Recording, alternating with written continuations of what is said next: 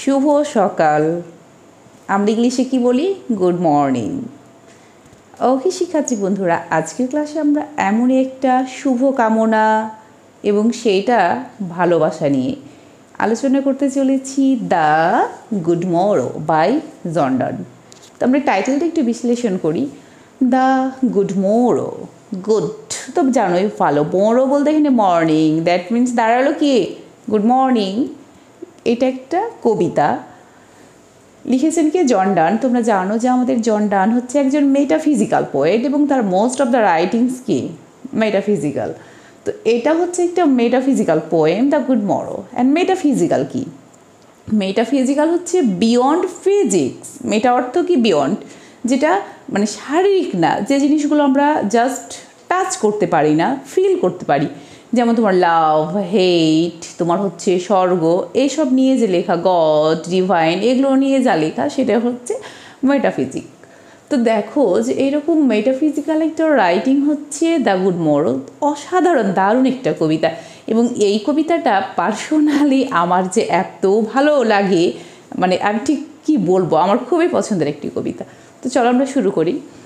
তো দেখো, the good morning, এখানে পোয়েট তার বিলাভডকে কী করছে? বিলাভডের সঙ্গে মানে রাতটা পার করে সকাল হয়েছে এবং সকালে তাকে শুভকামনা জানাচ্ছে কি দ্য গুড মরো বা গুড মর্নিং বলে। এবং এখানে আমাদের পোয়েট একাই কিন্তু তার ভালোবাসা নিয়ে সমস্ত কথা বলে যাচ্ছেন। তার বিলাভড এখানে কি সাইলেন্ট লিসেনার। তো অনেকটা ড্রামাটিক মনোলগের মতো।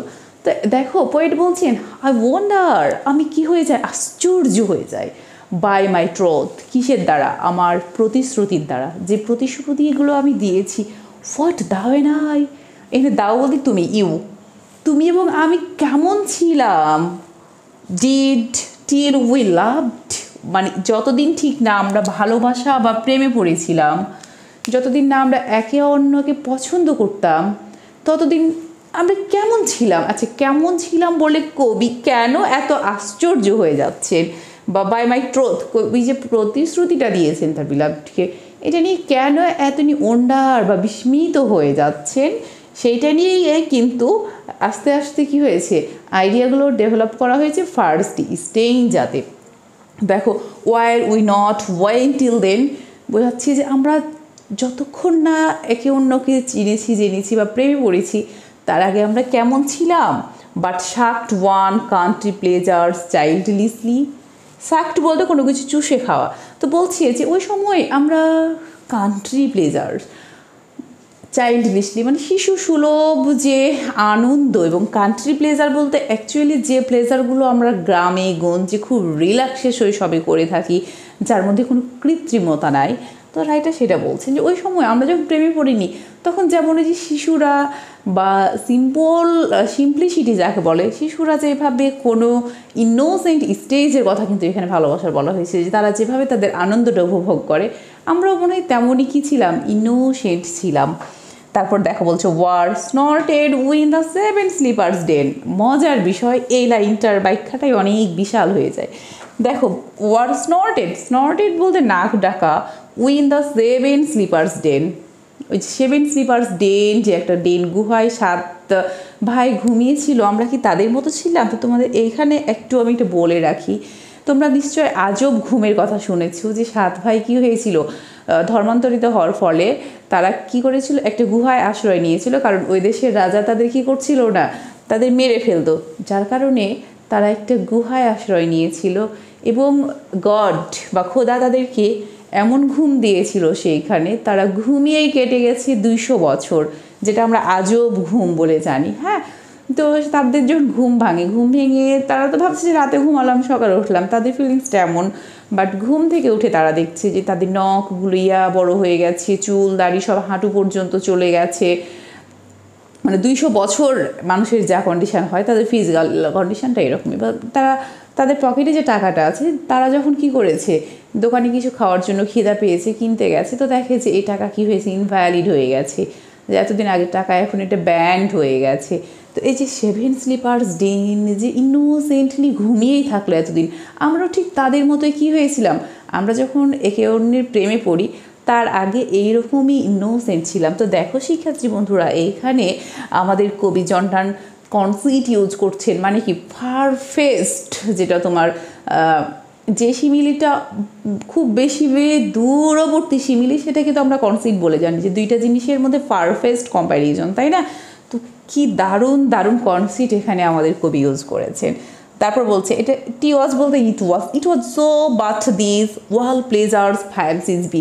দেখো যে ওই সময়ে যেন আমাদের কি হয়েছিল, ওয়াল প্লেজার্স ফ্যান্সি একে তো প্লেজার, তারপরে আবার ফ্যান্সি, যে প্লেজারগুলো কি ছিল শুধুই আনন্দদায়ক, যার মধ্যে কোনো টেনশন ছিল না, যার মধ্যে কোনো চিন্তা ভাবনা বা ম্যাচিউরিটি ছিল না।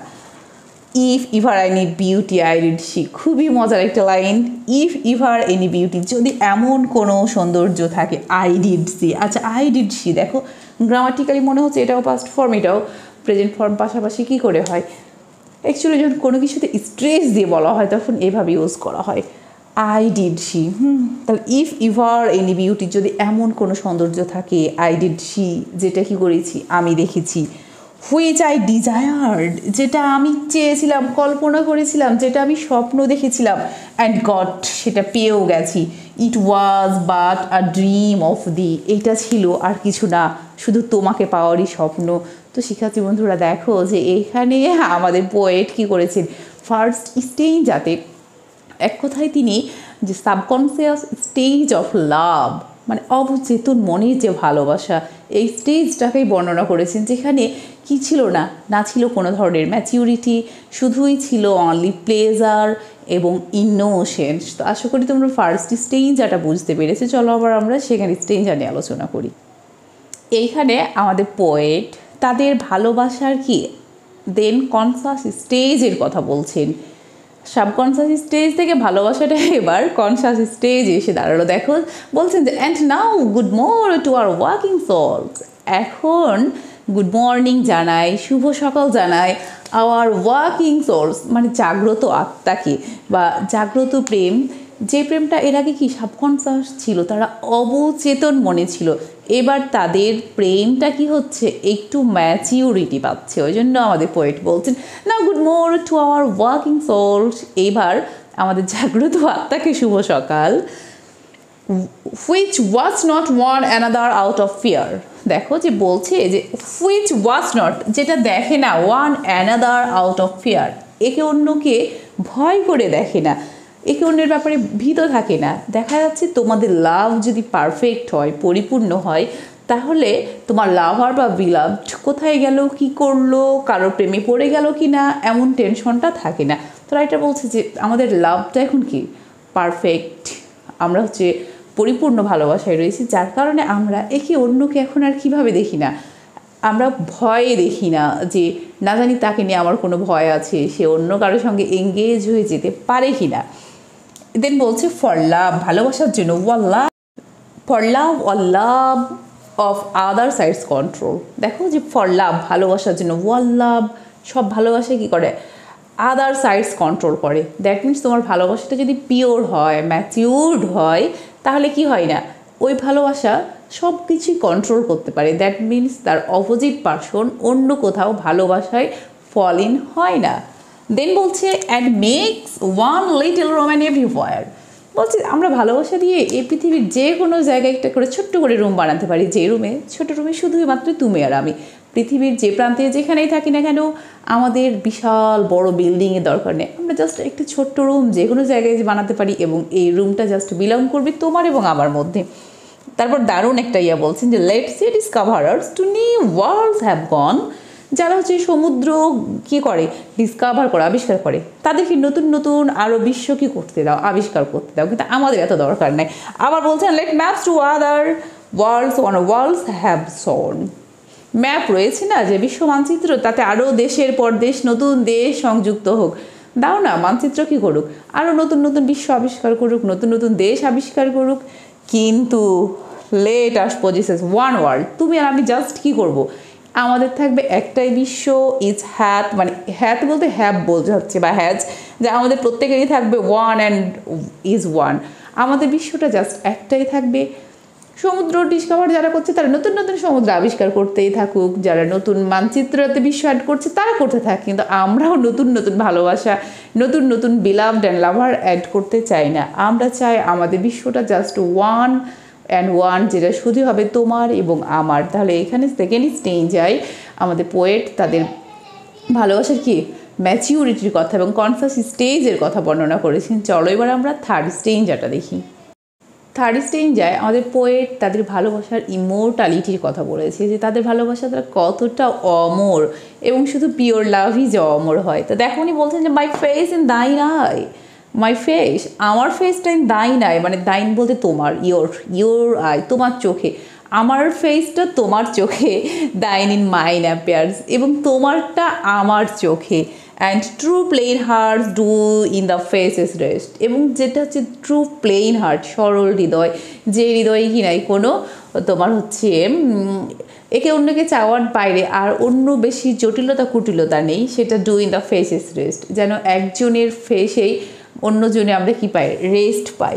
হোয়ার can you find better hemispheres, hemispheres বলতে কি গোলার্ধ, তো বলছে আমরা কোথায় এরকম দুইটা গোলার্ধ দেখতে পাই, without sharp north, without declining west, যেখানে কি থাকবে না, নর্থে প্রচুর শীত তাই না, যে প্রচুর ঠান্ডা থাকবে না, ডিক্লাইনিং ওয়েস্ট অনেক বেশি উষ্ণও থাকবে না।